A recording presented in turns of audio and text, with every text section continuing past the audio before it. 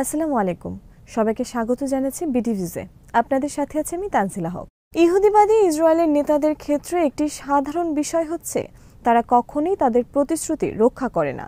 যখনই তারা কোনো চুক্তি করে বা প্রতিশ্রুতি দেয়, সাধারণত সেটা তারা ভঙ্গ করার জন্যই করে থাকে। এর সর্বশেষ উদাহরণ হচ্ছে গাজায় হামাসের সাথে স্বাক্ষরিত অস্ত্রবিরতি চুক্তি। ইসরায়েলের প্রধানমন্ত্রী বেঞ্জামিন নেতানিয়াহু ও তার কট্টর ডানপন্থী জোট সরকারের উগ্র ইহুদিবাদী মন্ত্রীরা একটি চুক্তি করলেও শেষ পর্যন্ত তারা গাজায় নতুন করে হামলা ও গণহত্যা শুরুর মাধ্যমে চুক্তি ভঙ্গ করার চারিত্রিক বৈশিষ্ট্যকে আবারও প্রমাণ করেছে। নেতানিয়াহুর সরকার অবশ্য গাজায় নতুন করে গণহত্যা শুরুর আগেই এই চুক্তি ভঙ্গ করেছিল। সেখানে ত্রাণ সামগ্রী প্রবেশ ও বিদ্যুৎ সরবরাহ বন্ধ করে দিয়েছে। বিস্তারিত থাকছে মোতালেব জামালির প্রতিবেদনে।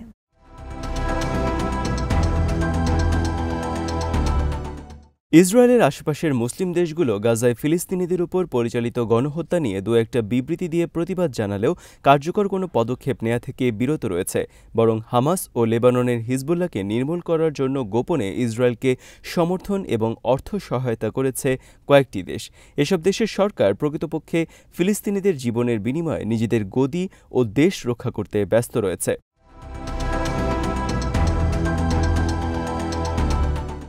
অস্ত্রবিরতি চুক্তি স্বাক্ষরের পর গত ১৯ জানুয়ারি থেকে এই চুক্তির বাস্তবায়ন শুরু হয়। সেদিন থেকেই যুদ্ধ বন্ধ হয়ে যায়, কিন্তু বাস্তবে পুরোপুরিভাবে গাজায় ইসরায়েলি হামলা বন্ধ হয়নি।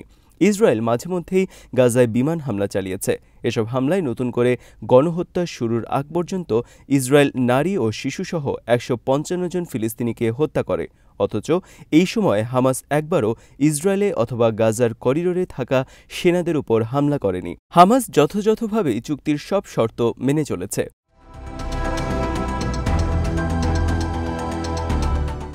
চুক্তির দ্বিতীয় দফা বাস্তবায়ন করা নিয়ে মধ্যস্থতাকারী দুই দেশ মিশর, কাতারের সাথে হামাস ও ইসরায়েল আলোচনা শুরু করে। কিন্তু ইসরায়েল দ্বিতীয় দফার বাস্তবায়নে অস্বীকৃতি জানিয়ে প্রথম দফার মেয়াদ বাড়ানোর দাবিতে অটল থাকে। কিন্তু হামাস এতে রাজি না হলে আলোচনায় অচলাবস্থা তৈরি হয়, আর এই সুযোগটাই কাজে লাগায় ইসরায়েল।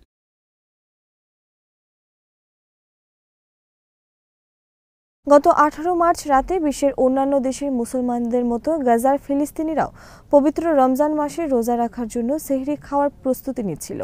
ঠিক সেই সময় তাদের উপর বিমান হামলা চালানোর নির্দেশ দেন ইসরায়েলি প্রধানমন্ত্রী নেতানিয়াহু। ফলে অসতর্ক অবস্থায় থাকা ফিলিস্তিনিরা ব্যাপক হতাহতের শিকার হন। সেদিন টানা ৫ ঘন্টার হামলায় প্রায় ৩০০ নারী ও শিশুসহ ৪০০ এর বেশি ফিলিস্তিনি নিহত হন। আহতের সংখ্যা ৫০০ ছাড়িয়ে যায়। সেদিন থেকে গাজায় নতুন করে শুরু হওয়া গণহত্যা অব্যাহত রয়েছে। একই সাথে শুরু হয়েছে ফিলিস্তিনিদেরকে গাজা থেকে বিতাড়িত করার পরিকল্পনার বাস্তবায়ন। মিশর জানিয়েছে তারা গাজা উপত্যকার ৫ লাখ ফিলিস্তিনিকে অস্থায়ীভাবে আশ্রয় দেবে। এর আগে দেশটি এ ধরনের প্রস্তাব প্রত্যাখ্যান করে সীমান্তে সেনা সমাবেশ ঘটিয়েছিল, যাতে ইসরায়েল সেনারা জোর করে কোনো ফিলিস্তিনিকে তাদের ভূখণ্ডে ঠেলে দিতে না পারে।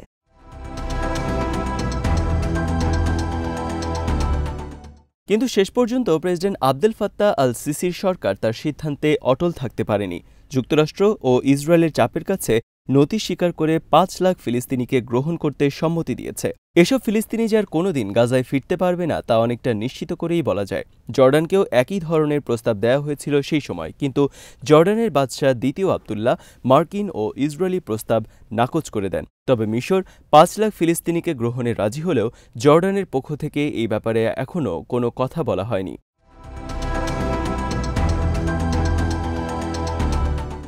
তবে ইসরায়েলকে সহযোগিতার জন্য গাজা থেকে ৩,০০০ হামাস সদস্যকে নির্বাসিত করার প্রস্তাব দিয়েছে জর্ডান। এই পদক্ষেপ চলমান ইসরায়েলি হামলা বন্ধে সাহায্য করতে পারে বলে মনে করেন জর্ডান সরকার। সংবাদ মাধ্যম মিডল ইস্ট আই এর খবর অনুযায়ী এই প্রস্তাবে হামাসের সামরিক ও বেসামরিক নেতা ও সদস্যদের নির্বাসিত করার কথা বলা হয়েছে। তাদেরকে কোথায় নির্বাসনে পাঠানো হবে তা অবশ্য স্পষ্ট করে জানায়নি জর্ডান সরকার।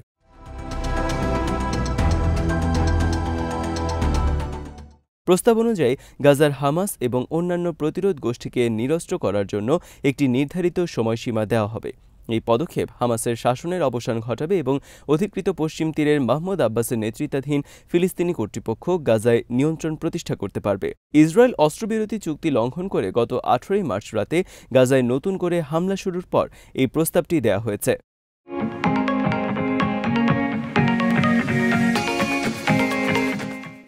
2023 সালের 7 অক্টোবর যুদ্ধ শুরু হওয়ার পর থেকে ইসরায়েলও একাধিকবার হামাস নেতাদের গাজা থেকে নির্বাসিত করার প্রস্তাব দিলেও হামাস সবসময় এই ধরনের প্রস্তাব প্রত্যাখ্যান করেছে।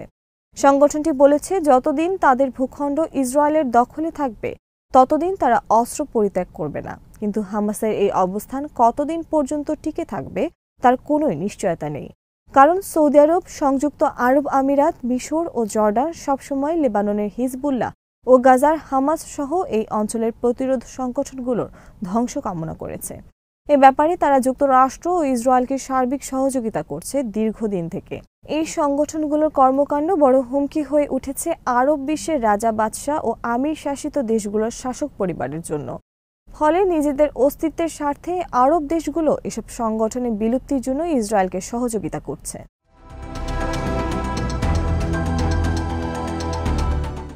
এজন্য ফিলিস্তিনিদের স্বার্থকে জলাঞ্জলি দিয়ে অবরুদ্ধ গাজা উপত্যকা ও অধিকৃত পশ্চিম তীরের ফিলিস্তিনিদের অস্তিত্বকে বিলীন করে দিতেও প্রস্তুত রয়েছে।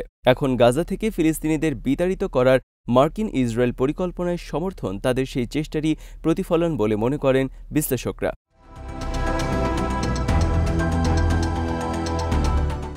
আরব দেশগুলোর এই দুর্বলতাকে ইসরায়েল ও যুক্তরাষ্ট্র তাদের জন্য বড় সুযোগ হিসেবে কাজে লাগিয়ে অধিকৃত পশ্চিম তীর থেকে ফিলিস্তিনিদেরকে বিতাড়িত করে তাদের বাড়িঘর ও জমি দখলে নিয়ে সেখানে নতুন ইহুদি বসতি গড়ে তুলেছে। পশ্চিম তীরে ক্রমেই ছোট হয়ে আসছে মাহমুদ আব্বাসের নেতৃত্বাধীন ফিলিস্তিনি কর্তৃপক্ষের নিয়ন্ত্রিত এলাকার সীমানা। ইসরায়েল ফিলিস্তিন সংঘাত অবসানে দুই রাষ্ট্র সমাধানের সম্ভাবনা ক্রমেই ক্ষীণ হয়ে আসছে।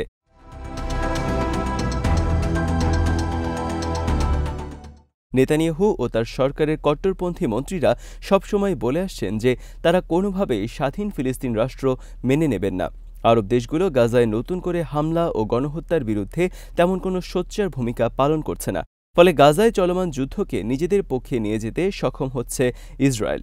আরব দেশগুলোর শাসকরা ফিলিস্তিনিদের রক্ত ও জীবনের বিনিময়ে নিজেদের ক্ষমতা ও দেশকে নিরাপদ রাখার পথ বেছে নিয়েছে।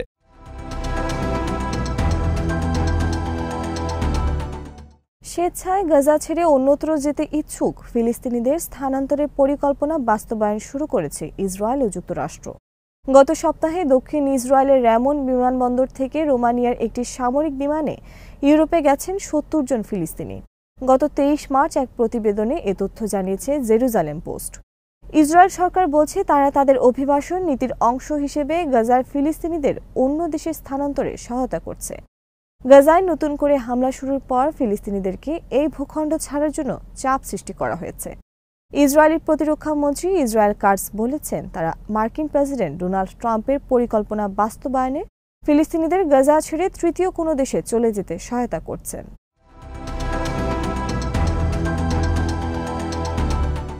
গাজার যেসব ফিলিস্তিনি অন্যান্য দেশে স্থায়ীভাবে যেতে চান তাদের সহায়তার জন্য একটি অধিদপ্তর প্রতিষ্ঠা করেছে ইসরায়েল সরকার। ফিলিস্তিনিদের বৃহত্তর অভিবাসন উদ্যোগের অংশ এটি। ইসরায়েলের প্রতিরক্ষামন্ত্রী ইসরায়েল কাটস বলেছেন, এটি ইসরায়েলি এবং আন্তর্জাতিক আইন অনুসারে গাজাবাসীর নিরাপদ প্রস্থানকে সহজ করবে। যুক্তরাষ্ট্রের সঙ্গে সমন্বয় করে এই পরিকল্পনা বাস্তবায়ন করছে ইসরায়েল।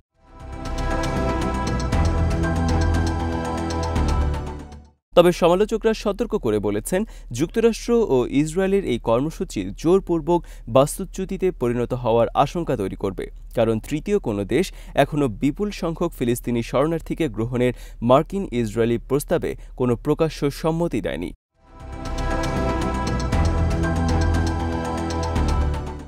আজ এখানেই শেষ করছি। সবাই ভালো থাকুন, সুস্থ থাকুন আর দেখতে থাকুন বিডি ভিউজ। চ্যানেলটি ভালো লাগলে সাবস্ক্রাইব করুন। সংযুক্ত থাকুন আমাদের ফেসবুক পেজে। আল্লাহ হাফেজ।